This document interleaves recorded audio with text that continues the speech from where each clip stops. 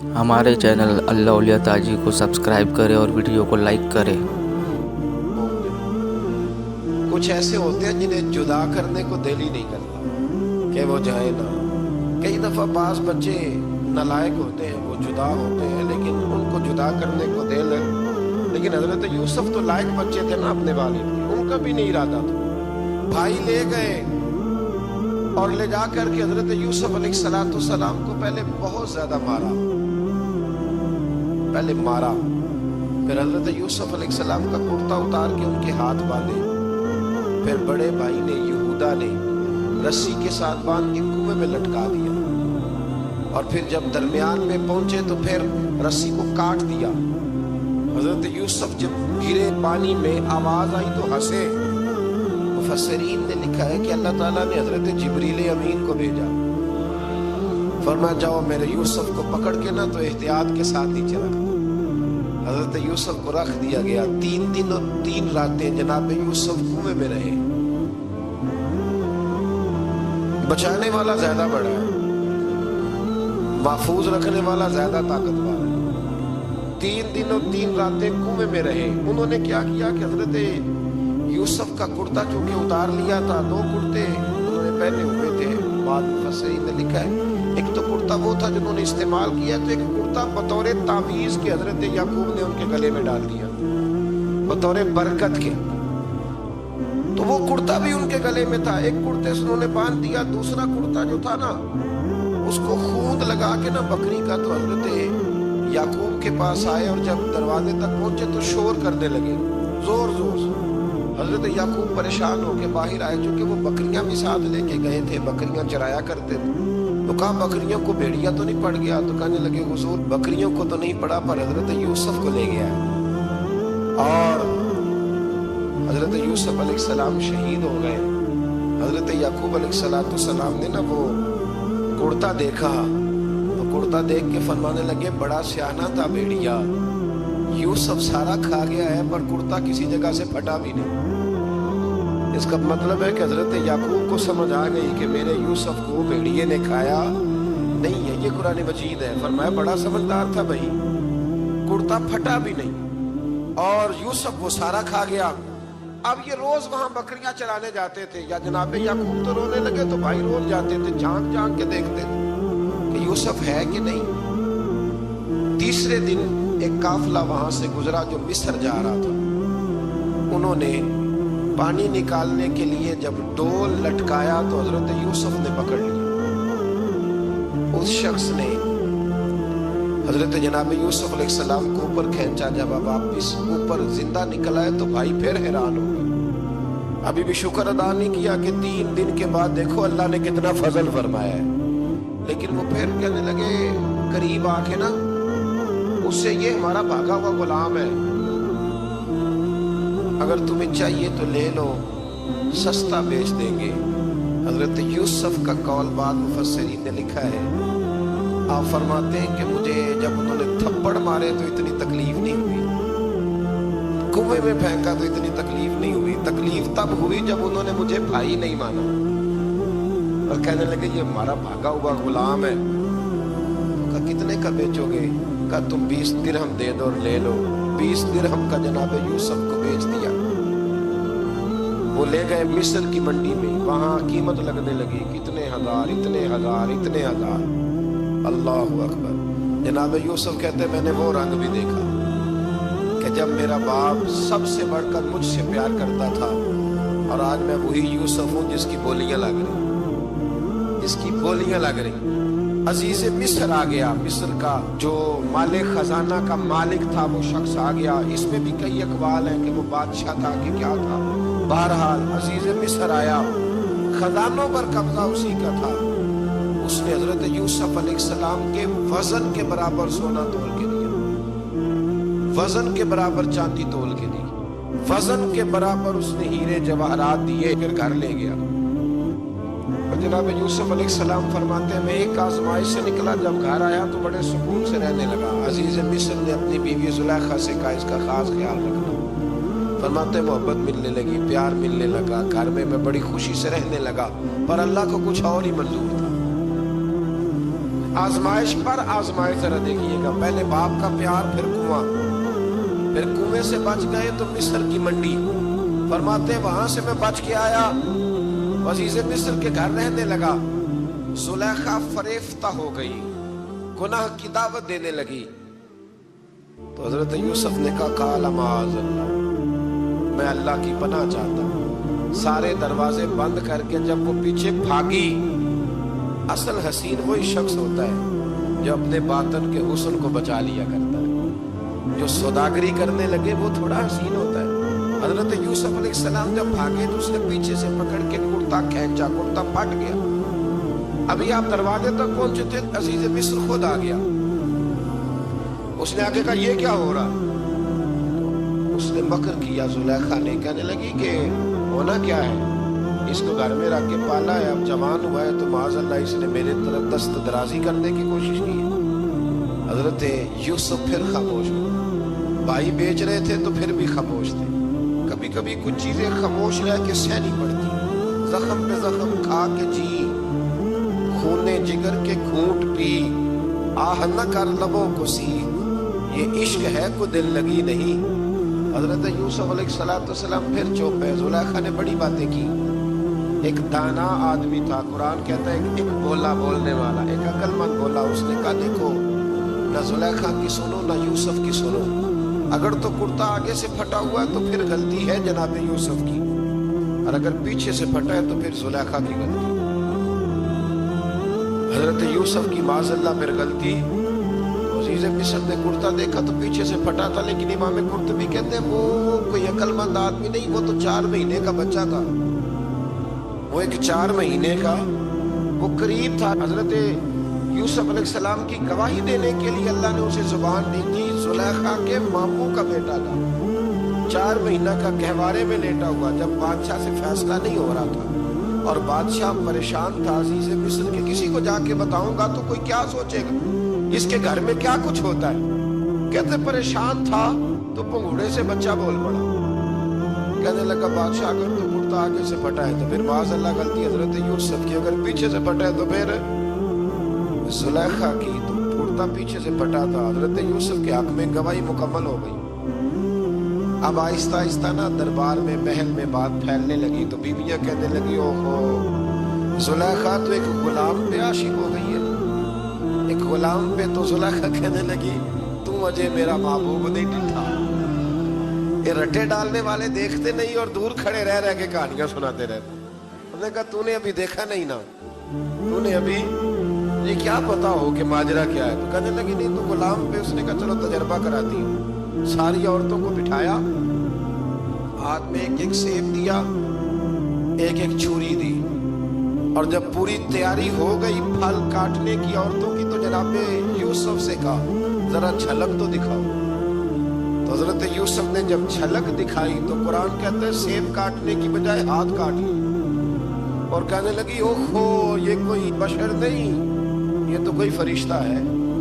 वो फरिश्ता है, ये तो कोई अल्लाह तबारक व तआला की तरफ से आने वाला, कोई करामत वाला, इज्जत वाला, शान वाला फरिश्ता है। तो जुलेखा कहने लगी समझ आई है फिर तो मुझ पर शिकवा करती थी। तो अब वो बात भी आहिस्ता आहिस्ता फैलने लगी कि हजरत यूसुफ अलैहिस्सलाम की गलती नहीं, गलती जुलेखा की। अब बादशाह ने जुलेखा से कहा कि अगर तो मैं तेरी बात करूं तो तेरे साथ मेरी बदनामी का भी डर है, क्या करे। तय ये पाया कि हजरत यूसुफ को जेल में डाल दिया जाए। पहले भाइयों के थप्पड़, फिर कुआं, फिर मिस्र की मंडी, फिर जुलेखा का इल्जाम, और फिर बारी आ गई जेल जाने। हजरत यूसुफ अलैहिस्सलाम को जेल में, कुछ ने लिखा है 12 साल जेल में डाल दिया। हजरत यूसुफ अलैहिस्सलाम जेल में क्या करते, बाज फरमाते, तबलीग फरमाते, लोगों को अल्लाह की तौहीद की दावत देते। वहां जेल में ना एक शख्स ने ख्वाब देखा। उसने देखा कि मेरे सर पे ना परिंदे खा रहे। हज़रत यूसुफ कहने लगे इसकी ताबीर ये है कि तुझे कत्ल किया जाएगा, तेरी लाश कुछ देर पड़ी रहेगी तो परिंदे तेरे सर पे आके बैठेंगे, ये ताबीर है। ऐसा ही हुआ, वाकई वो शख्स कत्ल हो गया। एक शख्स ने देखा कि वो शराब कशीद कर रहा है। اس نے بھی تعبیر پوچھی تو آپ نے فرمایا تو اپنے بادشاہ کو پلائے گا. محسوس ہوتا ہے کہ اتنی دیر تک شراب ناجائز نہیں تھی تو اس کو شراب پلائے گا, یہ اس کی تعبیر ہے. وقت گزرتا گیا. وقت جو ہوتا ہے نا, وقت یہ خود بخود لوگوں کی بے گناہی ثابت کر دیتا ہے. ایک وقت میں نا پراپوگنڈا ہوتا ہے تو ہر آدمی پراپوگنڈے کا شکار ہوتا ہے. پھر جب وقت گزرتا جاتا ہے تو خود بخود وقت کا گزرنا کچھ چیزوں کا خود بخود حل بن جاتا ہے. حضرت یوسف علیہ نبینا علیہ السلام کو جب 12 سال بیت گئے تو بادشاہ نے, عزیز مصر نے خواب دیکھا. اس نے خواب دیکھا کہ 7 موٹی تازی گائیں دبلی پتلی گائیں کو کھا گئی اور 7 خشک بالیاں ہیں اور 7 سرسبز و شاداب بالیاں ہیں. اپنے وزیر سے کہنے لگا کوئی تعبیر والا بندہ ملے. اس نے کہا کہ ایک بندہ ہے جس کی تعبیریں بڑی سچی ہیں. وہ کون؟ کہنے لگے جناب یوسف. تو قید خانے میں پیغام بھیجا حضرت یوسف کو کہ خواب کی تعبیر بتائیں. تو جناب یوسف نے یہ نہیں کہا پہلے مجھے باہر نکالو, یہ نہیں فرمایا. فرمایا تعبیر یہ ہے کہ یہ 7 خشک بالیاں دیکھی ہیں نا, اس کا مطلب ہے کہ 7 سال تنگ دستی رہے گی, اور 7 سرسبز بالیاں دیکھی ہیں تو پھر 7 سال اللہ خوشحالی دے دے گا. اور فرمایا یہ جو تم نے گائیں دیکھی ہیں موٹی تازی وہ کھا گئی. فرمایا اس کی تعبیر یہ ہے کہ کوشش کرنا کہ جو تمہارے پاس دن یہ چل رہے ہیں جن میں سرسبز و شاداب ہے کھیتیاں, تو 7 سالوں کے لیے اناج جمع کر لینا, بالیوں کے اندر ہی رہنے دینا, باہر نہ نکالنا. اور پھر اگلے جو خشک سال ہوں گے نا, وہ یہ جو جمع پونجی کی ہوگی نا, اس کی برکت سے وہ 7 سال آسانی سے. اس پر ہمارے مفسرین نے لکھا ہے اس آیت پر. صوفیاء اور بزرگ تو کہتے ہیں نا سارا اللہ کے راستے میں دے دو, یہ بھی بات اچھی ہے, لیکن اگر کوئی اپنے بچوں کے لیے آنے والے وقت کے لیے کچھ چیزیں سنبھال کے رکھے تو یہ بھی سورہ یوسف سے ثابت ہے. یہ بھی سورہ یوسف سے, تو یہ بھی کوئی ایسا فعل نہیں ہے جس پر کوئی شخص تنقید کر سکے. آمدام برسر مطلب حضرت یوسف نے جب تعبیر بتائی تو بادشاہ کہنے لگا کہ انہیں باہر نکالو. آپ فرمانے لگے میں نہیں نکلتا بھائی, نہیں نکلتا میں جیل سے, یہی ٹھیک ہوں میں. آپ کیوں نہیں نکلتے؟ کہنے لگے پہلے اعلان کر کے لوگوں کو بتا کہ میں بے قصور. وہ جو تو نے پراپوگنڈا کیا نا اپنے منہ سے اعلان کر. اس نے جناب زلیخا کو بلایا, ان عورتوں کو بلایا. وہ عورتیں ساری سامنے آئیں, انہوں نے گواہی دی کہ یوسف تو بے گناہ ہے. پر سال کتنے لگ گئے؟ اللہ 12 سال لگ گئے. یقین کریں کچھ لوگوں کو یہ ثابت کرنے میں نا کہ میں ٹھیک ہوں زندگی بیت جاتی ہے, اور میں تمہارا خیر کا ہوں زندگی بیت جاتی ہے. لوگوں کو ہوش تب آتی ہے جب مزار پر چادر ڈالنے کا ٹائم آ جاتا ہے. ہوش تب آتی ہے, لیکن پھر ہوش کا کوئی فائدہ. 12 سال کے بعد بادشاہ نے ان کو بلایا اور کہنے لگا کہ یہ جو خواب میں نے آپ کو سنایا اب کرنا کیا ہے؟ تو حضرت یوسف کہنے لگے تم سے کچھ بھی نہیں ہوگا. اگر کچھ کرنا ہے تو پھر یہ خزانے کی ذمہ داری میری لگاؤ. اگر کوئی قابل آدمی ہو تو وہ آگے بڑھ کے بات کر سکتا ہے. یہاں ہر بندے آگے بڑھ کے کہتا ہے مجھے دے دو ڈیوٹی, لیکن قابل ہو تو وہ آگے بڑھ کے بات کرے اور سمجھے کہ میرے علاوہ کس کے لیے مشکل ہے, تو پھر وہ آگے بڑھے. حضرت یوسف نے جب کہا تو انہوں نے آپ کو وزیر خزانہ بنا دیا. پھر ایک وقت آیا کہ وہ عزیز مصر ہی بن گئے. قحط پڑ گیا. جب مصر میں قحط پڑا تو دائیں بائیں بھی قحط پڑا. کنعان کے آپ رہنے والے تھے, وہاں بھی قحط پڑا. حضرت یعقوب بیٹے کی یاد میں رو رو کے تو آنکھوں کی بینائی چلی گئی. اور یارو باپ بھی بڑا ہی پیار کرتا, بڑا ہی پیار کرتا, بڑا ہی. پتہ ہے باقی تمہیں تحفے دیتے ہیں, باقی تم سے محبت کرتے ہیں, تو باپ تو بیٹے کو اپنی جوانی دے دیتا ہے, اپنی جوانی اپنے بیٹے کے نام کر دیتا ہے. باپ بھی بڑا ہی پیار کرتا ہے. سنگیو کوئی نہیں تول سکتا. بچے ایسے گھوم رہے ہوتے ہیں نا ابا جی کے سامنے, تو ان کا اٹھنا بیٹھنا چلنا ہی بڑا پیارا لگتا ہے, کا آنا جانا ہی بڑا پیارا لگتا ہے. باپ کا تو قد روز اونچا ہوتا ہے کہ اللہ نے مجھے لال عطا فرمایا. حضرت یعقوب کی آنکھوں کی بینائی چلی گئی رو رو کے. بھائی حضرت یوسف کے جب قحط پڑا تو انہیں پتا چلا کہ ایک واحد شہر مصر ہے جہاں گندم سٹاک ہے, کیونکہ حضرت یوسف کو پتا تھا, خواب بادشاہ دیکھ چکا تھا. تو آپ نے مال 7 سالوں کے لیے جمع کر لی. اب بھائی آئے, اللہ اکبر, دشمن سامنے نظر آئے. وہ मुखालिफ हासिद, तो फिर इंसान ठहरा रहे और इंसान कमजोर ना हो, ताकतवर हो, इतना ताकतवर हो कि हुक्मरान ही बन गया हो। जरा नबियों के हौसले भी देख, पैगंबरों के हौसले भी देखना। भाई आए का गंदम चाहिए, तो जनाब यूसुफ ने ओहो पाइया जहा साग नहीं कोई जे विच खार ना हो। हाँ, मियां साहब फरमाया करते थे भाई भाइयां दियां बावां होंदे ते भाई भाइयां दे वैरी। भाई जैसे ही दाखिल हुए तो जनाब यूसुफ की आंखें बाहर आई, रो पड़ी। ओ मेरे भाई यार, रो पड़ी। वजीर मशीन दाएं बाएं देखते हैं कि हजरत यूसुफ को क्या हुआ, रो पड़े और भर भर के गंदम दी। उसको इशारे करते चल थोड़ी और डाल दे, चल थोड़ी और डाल दे। जब भाइयों को दे चुके तो फिर फरमाने लगे कि शायद इससे गुजारा ना हो, जरूरत पड़ी तो दोबारा भी आ जाना। अपनी कौम को तरस दे रहे, थोड़ा थोड़ा खाओ। भाइयों को कहते जरूरत पड़ी ना आ जाना दोबारा। और कहने लगे तुम्हारा एक और भाई भी है। कहाँ है? बिन्यामीन नाम है। फरमाया हो सके तो उसे भी ले आना। भाई पैसे लेके आए थे गंदम लेने के लिए, और जब वापस जाने लगे तो हजरत यूसुफ ने उनकी रकम दोबारा रख दी, वो दोबारा उनकी बोरियों में रख दी। घर जाकर उन्होंने खोली तो गंदम भी थी और पैसे भी थे। भाइयों से पैसे थोड़ी वसूल करने, जाके अपने वालिद से कहने लगे अब्बा बादशाह बड़े देखे हैं पर उसमें कोई खुशबू देखी। तो उसने कहा है कि अपने दूसरे भाई को भी लेके आना, तो बिन्यामीन को ले जाए। हजरत याकूब फरमाने लगे पहले भी तुम पे भरोसा कर चुका हूँ, बार बार नहीं करूंगा। यूसुफ गवा चुका हूँ। पोते बोल पड़े, कहने लगे दादाजी आप तो हर वक्त यूसुफ यूसुफ ही करते रहते। उन्होंने जिद की, इसरार किया, तो जनाब बिन्यामीन को साथ वादा लेके, आहद लेके, कसम लेके भेज दिया हजरत याकूब ने। जनाब बिन्यामीन भी पहुंचे मिस्र में। ये दोनों एक माँ से थे, सगे दोनों थे। हजरत यूसुफ ने जनाब बिन्यामीन को देखा तो अपने साथ बिठा लिया और जरा बातें बातें करके ना, इधर बैठ जाओ, इधर बैठ जाओ। अच्छा नहीं है जगह, आप इधर आ जाओ, मेरे साथ बैठ जाओ। भाई था ना सगा, अच्छा चलो ठीक है आप इधर आ जाओ। भाई को साथ बिठा लिया। जब चीजें देने लगे तो कान में कहने लगे, वो परेशान थे ना हजरत बिन्यामीन के, ये बंदा क्या कर रहा है। तो कान में कहने लगे मैं भाई हूं तेरा, मैं यूसुफ हूं।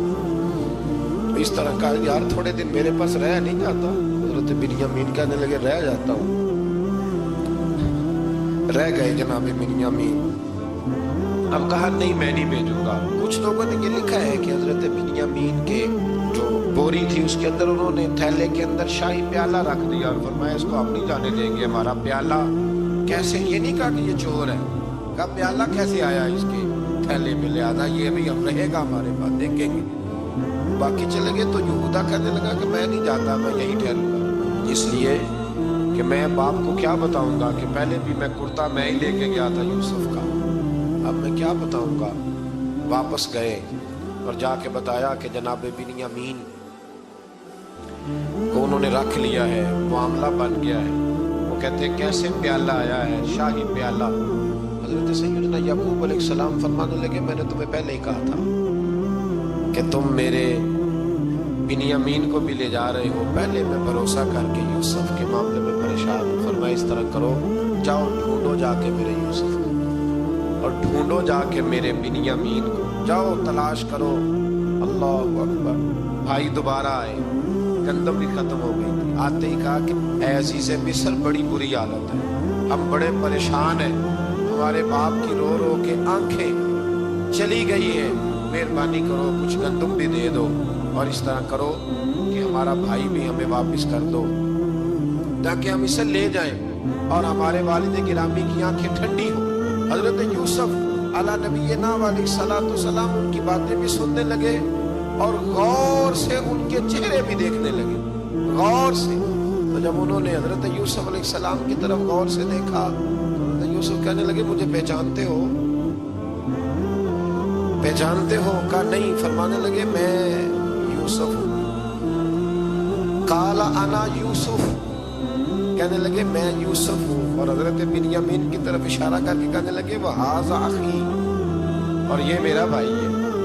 मैं यूसुफ हूं और ये मेरा بھائی ہے، اور فرمانے لگے اللہ نے ہم پر احسان کیا ہے، اور جو تقوی اختیار کرتا ہے اور صبر کرتا ہے اللہ تعالیٰ اس نیک کے اجر کو کبھی ضائع، یہ نہیں فرمایا میں نے بڑے تقوی کیے پرہیزگاری کی تو بچ گیا، فرمایا جو بھی تقوی اختیار کرے گا، جو بھی صبر کرے گا اللہ اس نیک کے اجر کو کبھی ضائع نہیں کرے گا۔ پھر فرمانے لگے جاؤ آج تم پر کوئی گناہ نہیں، جاؤ ایک دم ہی اسی وقت ہی فرمایا جاؤ میں نے تمہیں معاف کیا، جاؤ میں نے تمہیں معاف کیا، اور فرمانے لگے میری دعا ہے کہ میرا رب بھی تمہیں معاف کرے۔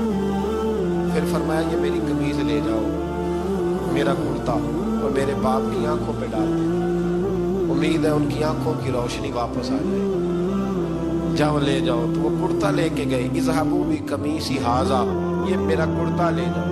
دیکھو کہ ایک آرامی آیا، حضور نے فرمایا کچھ مانگ لو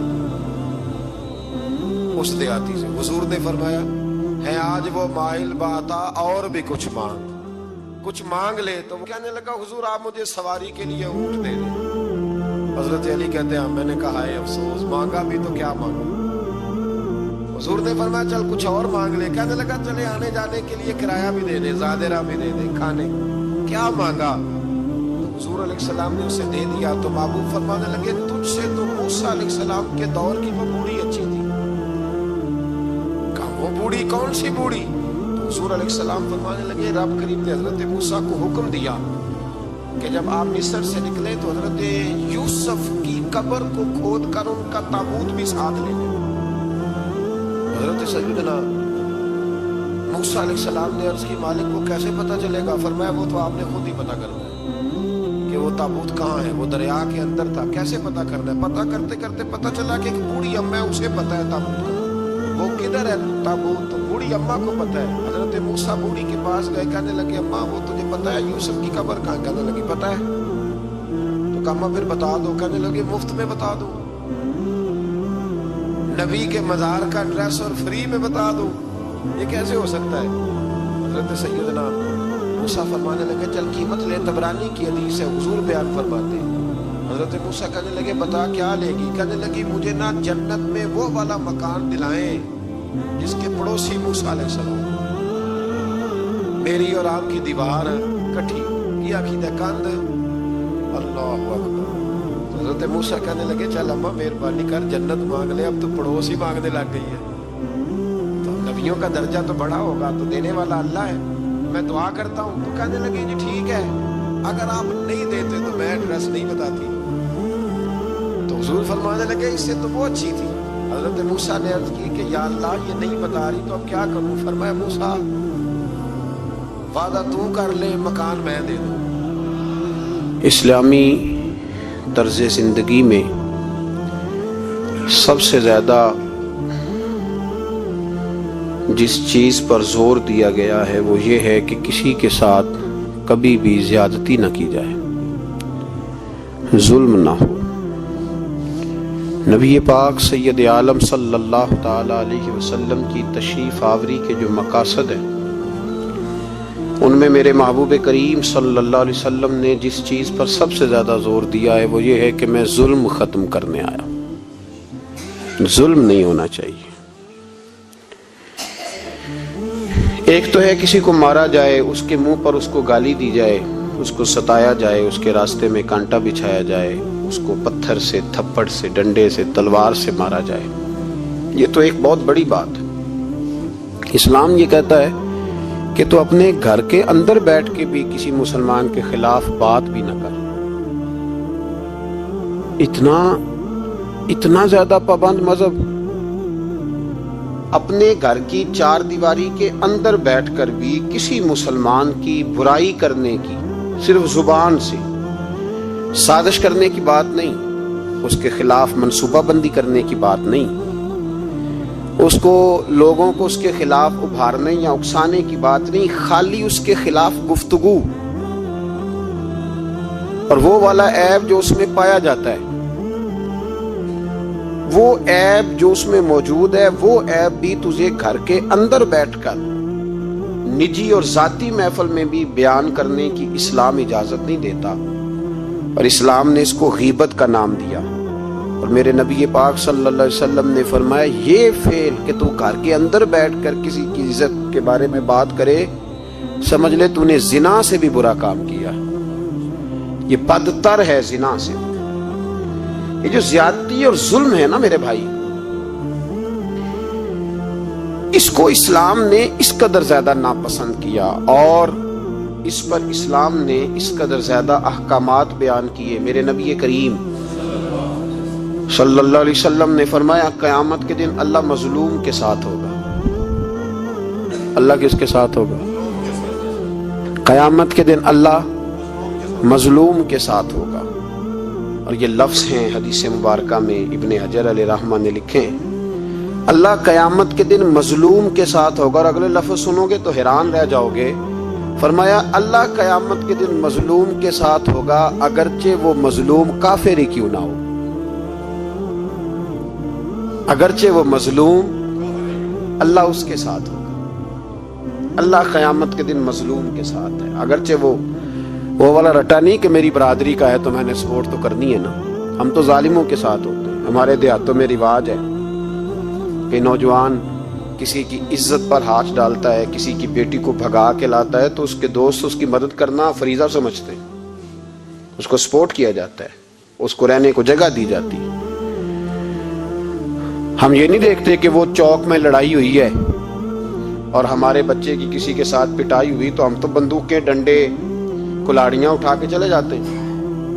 وہاں جا کے تحقیق پہ پتہ چلتا ہے کہ ظلم تو ہمارے بچے کا ہے، تو پھر مدد کس کی کرنی چاہیے تھی؟ ہم کس کی کرتے ہیں؟ میرے نبی کریم صلی اللہ علیہ وسلم کو اپنی امت سے بڑا پیار ہے، حضور کو بڑی محبت ہے۔ فرمایا قیامت کے دن لوگ اپنے اپنے ممبروں پہ بیٹھیں گے پر میں سجدے میں گر کے اپنی امت کی دعائیں مانگوں گا۔ قیامت میں جو بچے گا وہ میرے نبی پاک کی برکت سے بچے گا۔ لیکن رسول کریم علیہ الصلوۃ والسلام نے فرمایا ظلم کر کے نہ آنا، تمہاری باقی کمیوں پہ میں پردے ڈلوا دوں گا، ظلم کر کے نہ آنا۔ امام بہقی روایت لائے ہیں، محبوب پاک نے فرمایا میرے امتی نے کسی ذمی کافر کے ساتھ اگر زیادتی کی، وہ ٹیکس دیتا تھا، جزیہ دیتا تھا، ذمی کافر تھا، اور میرے امتی نے اگر اس کے ساتھ زیادتی کی، نبی پاک صلی اللہ علیہ وسلم فرماتے ہیں میں قیامت کے دن اس کافر کے ساتھ مل کر اپنے امتی پر اللہ کی بارگاہ میں مقدمہ دائر کروں گا، میں خود مقدمہ دائر کروں گا۔ یہاں ظلم کی آندھیاں چلتی، طوفان چلتے، لوگ دوائیوں میں ظلم بیچتے ہیں، لوگ تعلیم کے نام پر ظلم کرتے ہیں، لوگ خیر کے نام پر ظلم تقسیم کرتے ہیں۔ یہاں اللہ اکبر ایسے ایسے رنگ دیکھنے کو ملتے ہیں۔ اب بنے گا کیا؟ کیا ہر زینب اسی طرح تڑپ کے چلی جائے گی؟ اس کا رزلٹ کیا نکلے گا؟ ہمارے ہاں تو نمبر گیم چلتی ہے، سیاستدان شعر لکھ کے لاتے ہیں، وہ ٹی وی پہ بیٹھ کے ایک دوسرے کو نیچا دکھانے کی کوشش کرتے ہیں۔ ساری سیاسی جماعتوں کے سربراہوں کو وہاں ہونا چاہیے تھا کہ نہیں ہونا چاہیے تھا؟ کیوں نہیں بولتے آپ لوگ؟ آپ کب بولیں گے؟ ابھی بھی وقت نہیں آیا آپ کے بولنے کا۔ ان کو وہاں ہونا چاہیے تھا کہ نہیں ہونا چاہیے تھا؟ یہ آپ کے نمائندے ان کو ہونا چاہیے تھا وہاں؟ میرے نہیں ہے، اللہ جانتا ہے، ایک بھی نہیں ہے، یہ سوال ہی نہیں پیدا ہوتا۔ ہمارے یہ نمائندے ہوں گے؟ سوال ہی نہیں پیدا ہوتا، ہمارے نمائندے نہیں ہیں، یہ آپ کے بھی نہیں ہیں۔ بس تھوڑا سا وقت اور رہ گیا ہے، پھر انشاءاللہ سارا پاکستانی سمجھدار ہو جائے گا، یہ کسی کے بھی نہیں ہے۔ میرے بھائی نمبرنگ ہو رہی ہے۔ میں رات گجرات میں تھا تو میں کہہ رہا تھا کہ ایک صاحب کہنے لگے مجھ سے وہاں کے پنجاب کی حکومت کو ریزائن کرنا چاہیے تھا کہ نہیں کرنا چاہیے تھا، تو میں نے کہا ریزائن وہ کرتے ہیں جن کے اندر کو تھوڑا بہت شرم کا مادہ ہوتا ہے۔ یہ لوگ ریزائن کریں گے؟ یہ کیسے کر سکتے ہیں؟ اور پھر ریزائن صرف ان کو نہیں کرنا چاہیے تھا، میری تو دعوت یہ ہے کہ ہر سیاسی جماعت ریزائن کرے۔ ہم اس ملک میں سیاست نہیں کریں گے، مذہبی جماعتیں تبلیغ کرنا بند کر دیں، پیرانے عظام گدی نشینیاں چھوڑ کے باہر نکلیں، ये जो हर चौक और हर चौराहे में लोग नसीहतों का बाजार गर्म करके खड़े हैं, ये छोड़ दें। क्या असर है तुम्हारी तबलीगों का? क्या मिल रहा है कौम को? तुम्हारी गद्दियां क्या तज़किया नफ्स कर रही हैं? और हर उस आदमी पे मुकदमा होना चाहिए जिसके मोबाइल में गंदी फोटो है। हर वो आदमी मुजरम है जो गंद देखता है, गंद आगे तकसीम करता है। ऐसे ही एक दो आदमी का नाम लगा के चुप कर गए हो, सुबह कयामत के दिन उस ज़ैनब के खून के हिसाब में मुझे भी पूछा जाएगा और आपको भी पूछा जाएगा। हर एक आदमी दूसरे पे बोझ डाल के खामोश हो जाता है। हुकूमत ने गलत किया, हुकूमत बनवाई किसने थी? किसने वोट दिया था? बराबर के शरीक है इनके जुर्मों में जो इनको ठप्पे लगाते हैं। चुप कर जाते हो तनकीद करके। हजरत सैयदना इमाम मालिक रहमतुल्लाह अलैह फरमाया करते, जालिमों का मददगार भी जालिम होता है। तो उनको ठप्पे लगाने वाला जालिम नहीं होता? वो नहीं मददगार जालिमों का? अभी तक लोग कह रहे हैं मौलाना आप सख्त जुमले कहते हैं, आप सख्त जुमले कहते हैं, आप बचें। मैंने कहा तुम्हें पता नहीं ना, तुम्हें खबर नहीं, तुम इस ज्यादती का शिकार नहीं हो, तुम्हें क्या पता। मेरे एक चचा का बेटा था, इकलौता था वो, रास्ते में जाते हुए किसी की गोली का शिकार हो गया। मैं थाने गया पर्चा कटवाने, तालिब इल्मी का जमाना था। तो जब मैं घर से निकला था तो मेरी जेब में 2 रुपए थे। मेरे तो अब्बा जी बड़ी देर पहले इंतकाल कर गए। चचा की ये हालत थी कि वो बेचारे उठने के काबिल नहीं रहे, एक बेटा था। और मैं जब थाने गया तो मैंने पर्चा काटने वाले से कहा कि कत्ल हो गया है, पर्चा कटवाना है। और डॉक्टर ये कहता है, डॉक्टर ये मसीहा बने फिरते हैं कौम के, वो कहता है लाश को उधर रखो और पहले पर्चा कटवा के लाओ, फिर पोस्टमार्टम करेंगे। उसने भी एक टेलीफोन करना गवारा नहीं किया। ये सारे जालिम हैं इल्ला माशा, ये सब कटहरों में आएंगे, इन सब को हिसाब देना। इनकी गोदों में बैठने वाले मौलवी और पीर सबसे पहले वो लटकाए जाएंगे, सबसे पहला नंबर उनका है। मैंने जाके कहा पर्चा पहले पर्चा कटवाओ फिर पोस्टमार्टम शुरू। मैंने कहा पर्चा, तो पुलिस वाला मुझे कहने लगा एक पेंसिलों का डब्बा लाओ। ये नुमाइंदे हैं हमारे, ये हमारी हिफाजत करने पे हैं। तुमने खुद अपने लिए पुलिस बनाई है। ज़ैनब का चचा कहता है जब मैं थाने गया था पर्चा कटवाने, मुझे पुलिस वाले कहते थे अगर माल्टे ठंडे मिलते हैं तो लेके आ। और ज़ैनब का चचा कहता है कि वो मुझे कहते थे कि जा नेस्ले की 2 बोतलें ला, पानी पीना है। इस मुल्क पे बसने वालों का कोई वारस नहीं, कोई नहीं इनका वाली वारस। और कहते हैं कूड़े में पड़ी लिपटी हुई खून से लाश। और मुझे पुलिस वाले कहते हैं फलाने ने लाश ढूंढी है, उसे तो पहले 10,000 दे ले। मैं जालिम हूं, आप जालिम हैं। इन्होंने इन जालिमों को अपना सिपा सालार बनाया है। तैयारी कर लो अल्लाह के हुजूर। मैंने पूछा रब करीम से, मौला तू बताना रिजल्ट कब निकलेगा? तो रब करीम ने फरमाया दुनिया तो गाफिल हो सकती है, वला तहसबन्नल्लाह गाफिलन अम्मा यअमलुज़ ज़ालिमून। घर जाके सूरत इब्राहीम की आयत नंबर 42 पढ़ो। रब फरमाता है अल्लाह गाफिल नहीं है उन लोगों से जो दुनिया में जुल्म कर रहे हैं। अल्लाह जालिमों के कामों से गाफिल। तो फिर मौला रिजल्ट क्या है? फरमाया इन्नमा युअख्खिरुहुम लियौम। अल्लाह ने एक दिन के लिए ये फैसले रखे हुए। रब रोज अदालत नहीं लगाएगा, अल्लाह ने एक दिन रखा हुआ। तशखसु फीहिल अब्सार। फरमाया मैं जालिमों को इस तरह लटकाऊंगा कि लोगों की आंखें खुली की खुली रह जाएंगी। मैं जालिम को, रब करीम फरमाता है मुझे कोई गाफिल ना समझे। वक्त आने वाला है, वक्त आने वाला है। हजरत वहाब इब्न मुनब्बी रहमतुल्लाह ताला अलैह फरमाते हैं, आप फरमाते बनी इसराइल के अंदर एक बादशाह बड़ा जालिम था। उसने महल तामीर करना शुरू कर लिया। महल बन रहा है, महल के बीच एक झोंपड़ी आ गई, कुटिया एक बूढ़ी औरत की। तो बादशाह ने उस बीबी से कहा कि ये कुटिया, ये झोंपड़ी दे दो, मेरे महल का नक्शा खराब होता है। तो बूढ़ी कहने लगी मैं बेवा भी हूं, बे औलाद भी हूं। जब मैं ब्याह के यहाँ आई थी तो मेरे अब्बा ने कहा था बेटी तेरा जनाजा निकलना चाहिए। तो चलो मैं पका हुआ फल हूं, थोड़ा वक्त रह गया है, मर जाऊंगी तो तुम्हारा ही है, मेरा कौन सा कुबाली वारस है। चलो जिंदगी की जो सांसें रह गई हैं मुझे यहाँ गुजार लेने दो। बूढ़ी मिन्नत करने लगी। बादशाह ने कहा नहीं नहीं, तू पैसे ले और हमें खाली करके दे झोंपड़ी। बादशाह ने इसरार किया तो बूढ़ी कहने लगी नहीं, मैंने दूंगी। वो अपने घर के अंदर बैठ गई। यूं समझ लीजिए कि बिल्डोजर तैयार करके छुपा दिया गया। 2 4 5 सिपाही खड़े कर दिए कि बूढ़ी ने को सारी जिंदगी घर में तो नहीं ना बैठना, निकलना तो है ना बाहर। जब निकले ना तो फौरन इसका मकान गिरा दो। 2 4 5 10 मिस्त्री इकट्ठे लगाओ, दीवार बना दो। इस तरह कब्जे होते हैं। बूढ़ी कुछ देर तो चिमटी रही घर के साथ, फिर उसको निकलना भी था। जब उसने समझा कि अमन हो गया है, फिर वो बूढ़ी बाहर निकली। और जब वो गई बाहर, चंद घंटों के बाद वापस आई तो झोंपड़ी गिरी हुई थी। घर की छत के तिनके हवाओं के साथ बिखरे हुए थे। नया मकान बन गया। वहाब इब्न मुनब्बे अलैहि रहमा फरमाते, उस बीबी ने जो दुआ मांगी तो अर्श फर्श हिलने लगे, जमीन कांपने लगी। उस बीबी ने लफ्ज पता क्या अदा किए? कहने लगी, ए अल्लाह, मैं तो मौजूद नहीं थी, तू बता तू कहां था? अल्लाह मैं तो नहीं थी। ज़ैनब की अम्मा भी पूछती है, अल्लाह मैं तो नहीं थी, तू तो मौजूद था ना? तो अर्श का मालिक कहता मैं हिला दूंगा।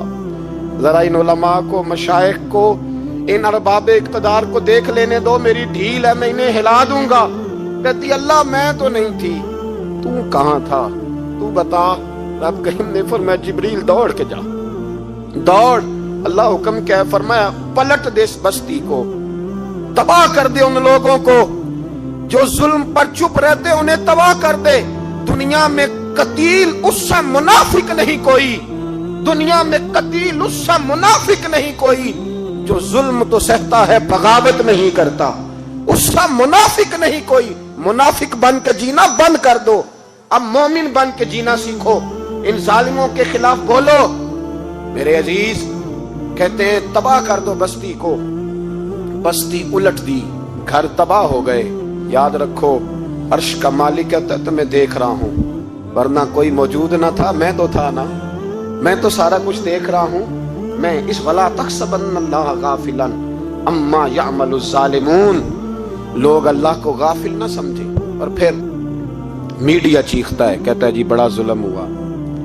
इस काम में सबसे ज्यादा किरदार इस बुराई को फैलाने में मीडिया का है। मीडिया तो बच्चों को गुनाह के तरीके बतलाता है। और हुकूमतें, मुमताज कादरी का जनाजा ना दिखाना हो तो मीडिया सारा बंद हो जाता है। फैजाबाद धरने का जुल्म ना दिखाना हो तो मीडिया सारा बंद हो जाता है। तो गंद रोकना चाहे तो गंद रुक सकता है कि नहीं रुक सकता? ये पाबंदी, ये टेक्निकली जमाना है। अगर ये बंद करना चाहे तो हर चीज अपनी जगह पे बंद हो सकती है कि नहीं? बोले। लेकिन हम तो रोएंगे ना, फेसबुक पे तस्वीर लगाएंगे ज़ैनब के साथ जुल्म हुआ, तो तेरी तो इमाम वाली दुकान पे गंदी फोटो लगी हुई है, तेरे तो मोबाइल में सारा गंद है। इस गंद की तरवीज और इशात में तो मैं और आप शामिल होते जा रहे हैं। गंद तो प्रमोट हो रहा है, इसी से तो लोगों के जज्बात उभरते हैं। अब्बा जी कहते हैं मुझे एतबार है, मुझे एतबार है बेटी पे। ये क्या तमाशा हुआ एतबार का? ये क्या बात हुई? एतबार किसको कहते हैं? हजरत जुनैद बगदादी रहमतुल्लाह ताला अलैह, आपसे किसी ने पूछा, मैं थोड़े दिन पहले, मुझे गुजरात यूनिवर्सिटी के कुछ तालिब इल्मों ने दावत दी, कुछ असातिज़ा ने कहा कि यहाँ सीरत सेमिनार है, आप आए। सियालकोट में जो कैंपस है, मैं वहाँ जब पहुँचा तो मैंने कहा यार ये सिर्फ लड़के होने चाहिए। कहने लगे इतने इतने मौलवी तकरीर करते हैं लड़कियों में, तो आप? तो मैंने कहा यार मुझे दिखिया नू समझ लो, पुराने ख्यालात का हूँ, और वैसे भी मेरे लिए मौलवी हुज्जत नहीं, मेरे लिए रसूलुल्लाह का दीन हुज्जत है, तो आप पर्दा कराएं। खैर उन्होंने मेहरबानी की, कोई पार्टीशन हो गई। जब मैं पहुंचा तो शायद 1.5 मिनट लगा हो मुझे गेट से हाल में जाने तक, लेकिन वहां जो बच्चे और बच्चियों का मैंने हाल देखा तो मैं दुआ मांग रहा था, ऐ अल्लाह तू इस कौम पे फजल फरमा, इस कौम पे। अब्बा जी कहते मुझे इत्मार है।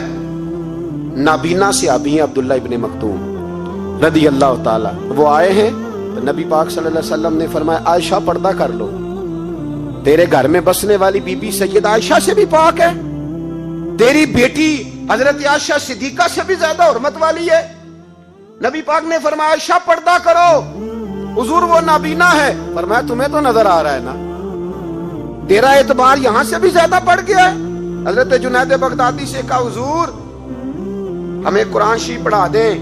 آپ نے فرمایا درمیان میں عورتیں پردہ ڈالیں پھر پڑھاؤں گا. کہا حضور قرآن پاک ہی پڑھانا ہے؟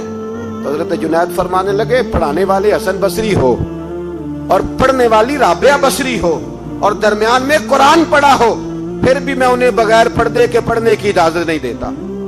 یہاں تو حال ہی کوئی نہیں. اس گند کو روز پرموٹ کرتے ہو, نوجوانوں کے جذبات بکھرتے ہیں اور بکھرتے ہیں, اور پھر اس کے بعد کہتے ہو کہ آگ نہ لگے.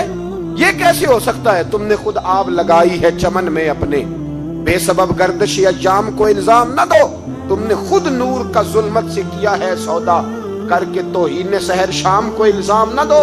او بھائی یاد رکھو, جب تک یہ گند رہے گا فحاشی اور عریانی رہے گی.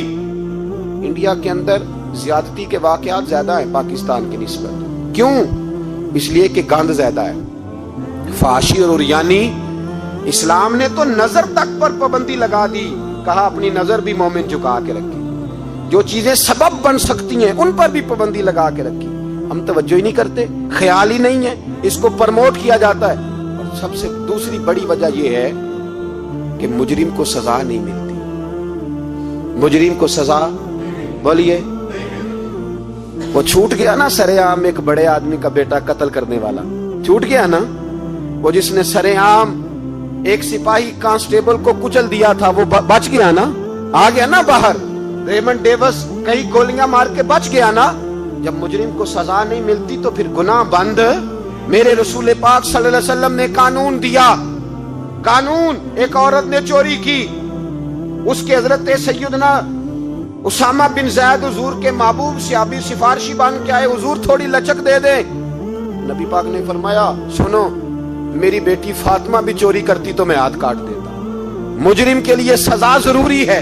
مجرموں کو سزا ملے گی تو حالات بہتر ہوں گے. کہتے ہیں سرے عام پھانسی لگاؤ, کہتے ہیں قانون میں گنجائش نہیں. تمہارے لیے قانون روز بدل جاتا ہے. جب مطالبہ کیا گیا نا کہ سرے عام پھانسی, جاگ رہے ہیں آپ لوگ کہ سو گئے؟ جی چلے میں دعا کرتا ہوں, اللہ کرے میری قوم جاگ جائے, آمین تو کہہ دیں. اللہ کرے آپ لوگ جاگ جائیں اور جاگتے رہیں. اعلیٰ حضرت نے فرمایا تھا, مشورہ دیا تھا, سونا جنگل رات اندھیری چھائی بدلی کالی ہے, سونے والوں جاگتے رہنا کیونکہ چوروں کی رکھوالی ہے. سونا جنگل رات اندھیری چھائی بدلی کالی ہے, سونے والوں جاگتے رہنا, چوروں کی رکھوالی ہے. کہا گیا سرے عام پھانسی دو, تو کہنے لگے آئین میں گنجائش نہیں چوک میں پھانسی دینے کی. اور تمہاری ضرورت پڑے تو آئین میں ترمیم ہو جاتی ہے. تو آج زینب کو ضرورت پڑی ہے تو کیوں ترمیم نہیں ہو سکتی؟ آج ایک غریب مظلوم ماں کو ضرورت پڑی ہے تو ترمیم کیوں نہیں ہو سکتی؟ انہیں چوک میں پھانسی دو, انہیں لٹکاؤ, انہیں کاٹ کر کتوں کے آگے ڈالو تاکہ ہر ایک کی بیٹی محفوظ رہ سکے. اور وہ زینب کسی اور کی بیٹی نہیں, وہ میری بیٹی ہے, وہ میری بیٹی ہے. ابھی 6 سال کی بیٹی سینے پہ لٹا نا, اور پھر اس باپ کا درد محسوس کر, تجھے اندازہ ہو کہ بیٹی تو بیٹی ہوتی ہے. حاتم تائی کی بیٹی ننگے سر دربار رسالت پہ آئی تو میرے نبی پاک نے چادر دی. سلمان فارسی کہنے لگے سونیا کافر کی بیٹی ہے, تیری پاک چادر ہے, میں اپنی نہ دے دوں؟ تو حضور نے فرمایا سلمان چپ کر جا, بیٹیاں سانجھی ہوتی, بیٹیاں سانجھی ہوتی ہیں, چپ کر. کافر کی بیٹی صحیح بیٹی تو ہے نا, اور بیٹیاں تو سانجھی ہوتی ہیں. یہاں اتنا ظلم اور اتنا حشر ہو گیا اور کہتے ہیں پتہ نہیں چلا. دیکھتے ہیں, کرتے ہیں, سنتے ہیں. یاد رکھو ظلم کبھی مٹا نہیں کرتا, ظلم کبھی. اس لیے زینب بھائی, زینب تو میری بیٹی ہے, زینب تو تیری بیٹی ہے, زینب تو امت کی بیٹی ہے, زینب تو پاکستان کی بیٹی ہے, زینب تو ہر اس شخص کی بیٹی ہے جو کسی بھی بچی کا باپ ہے, جو کسی بھی بچے کا باپ ہے. وہ ملت کی بیٹی ہے, اس لیے وہ دکھ کسی ایک کا نہیں, وہ سب کا برابر کا ہے. بس یاد رکھو اس معاشرے میں پہلی بات یہ کہ اس گند پہ, بے حیائی پہ کنٹرول. دوسری بات یہ تدارک عرض کر رہا ہوں, مجرم کو سزا ملے. اگر پرانے مجرموں کو سزا ملتی تو کبھی بھی دوبارہ جرم کی کسی کو ہمت. حضرت عمر کے زمانے میں جرم کیوں بند ہوئے تھے؟ اس لیے کہ وہ سرے عام کوڑے مارتے تھے, ان کا درہ لٹکتا تھا, وہ کسی کو گنجائش نہیں دیتے. کسی کو گنجائش, گورنر کا بیٹا بھی زیادتی کرتا تو چوک میں کھڑے ہو کے درے مارتے. فرماتے لوگوں کی ماؤں نے انہیں آزاد پیدا کیا, تم نے کیسے غلام بن لیا؟ یہاں जब कानून बदलता है। और फिर शिकवा है, हमें गरीब आदमी ने तो पर्चा दर्ज कराना हो तो उसको तो चौधरी साहब भी वक़्त नहीं देते, उसको तो चौधरी साहब भी कहते हैं गड्डी कराई आ, पैसे है नहीं थाने जाने दे, उत्थे पैसे लगते हैं। जालिमों डरो अल्लाह ताला से, डरो। और गरीब आदमी चला जाए थाने तो उसको पुलिस वाला पूछता है, वो कहता है किस तरह हुआ था, किस तरह करके हुआ, तफसील बता। और फिर वो दो कहता है तू जा, अभी मैं कोशिश करता हूँ, मैं पहले उनको फोन करता हूँ मुजरिमों को, फिर उसके बाद तेरा। और तगड़े आदमी पे दरखास्त आ जाए कभी, उसको फोन करके पूछते हैं चौधरी साहब की करना है पर्चे दफे, वो खुद फोन करते हो। ये अमीर के लिए कानून और है और गरीब के लिए और है, ये किस तरह हो सकता है?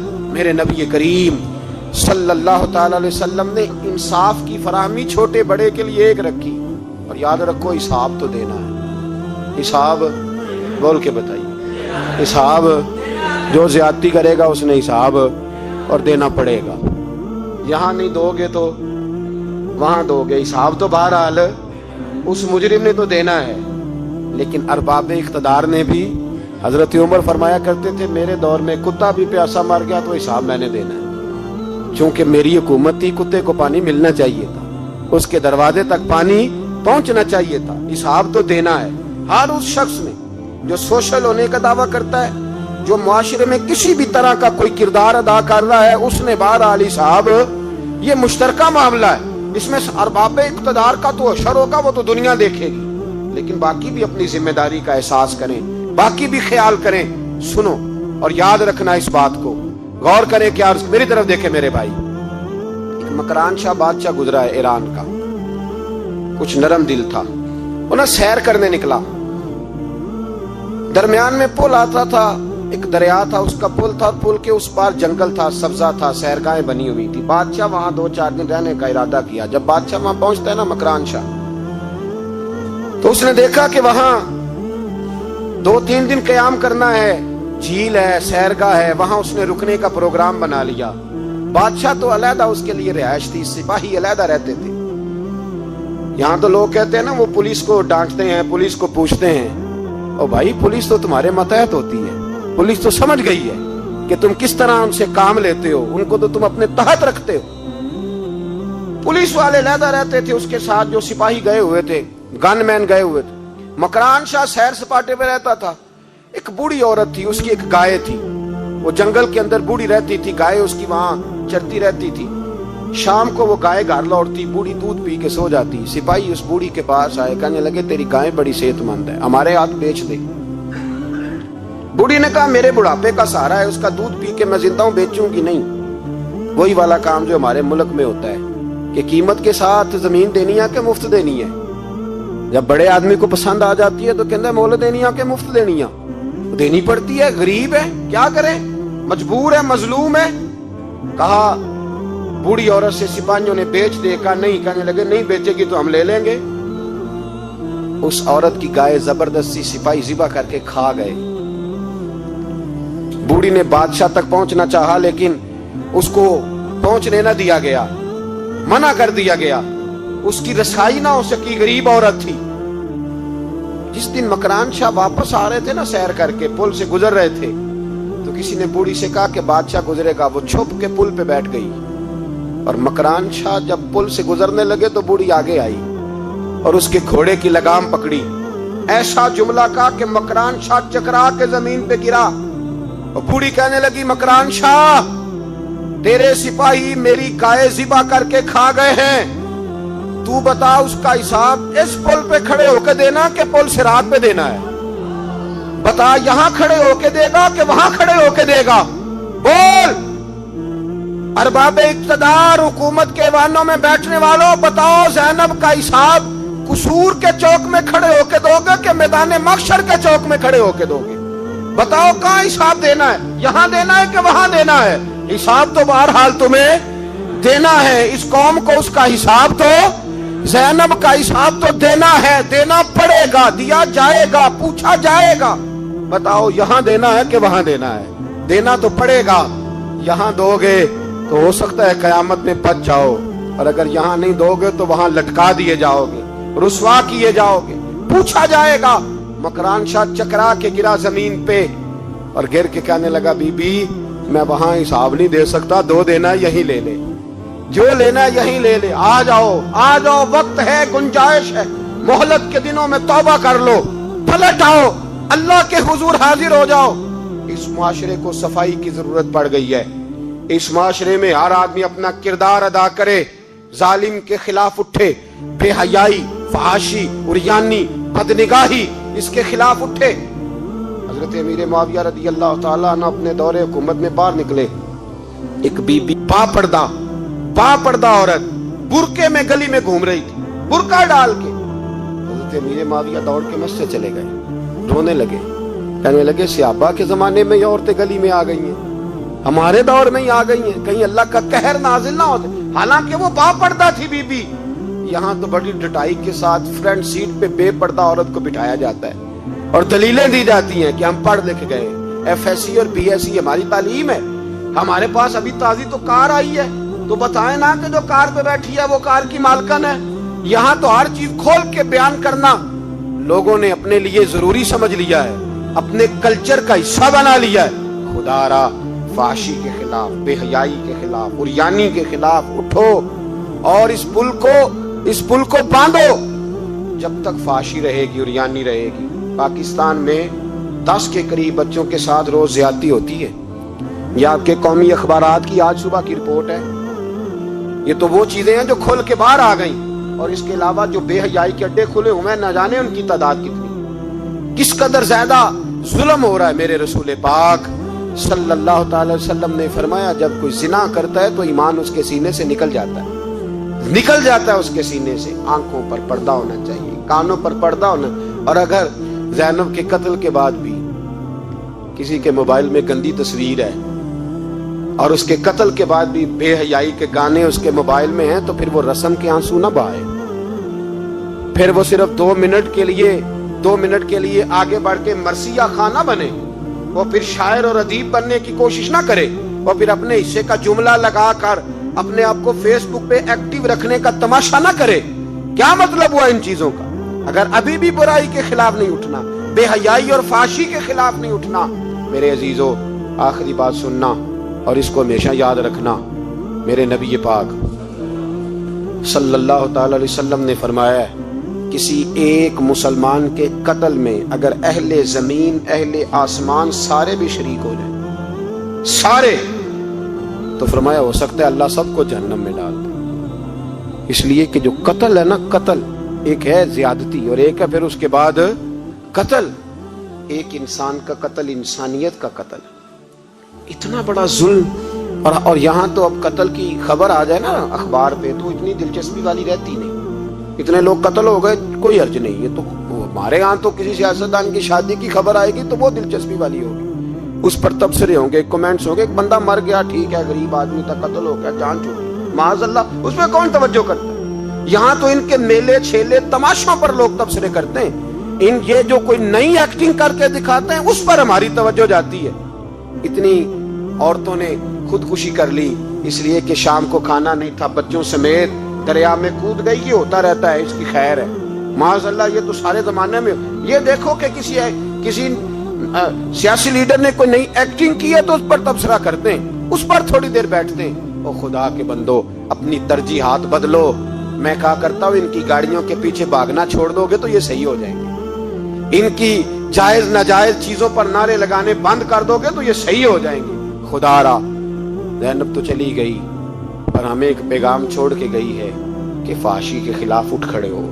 अब जुल्म के खिलाफ लड़ना सीखो, अब अपने अंदर ये ताकत पैदा करो, अब ताकत पैदा करो। हमें सारा पता होता है, लेकिन इसके बावजूद हम जालिमों के साथ खड़े होकर उनकी तारीफें करते हैं, तस्वीरें लगाते हैं, सपोर्टर वोटर बनते हैं। अब इस काम से बाज आ जाओ।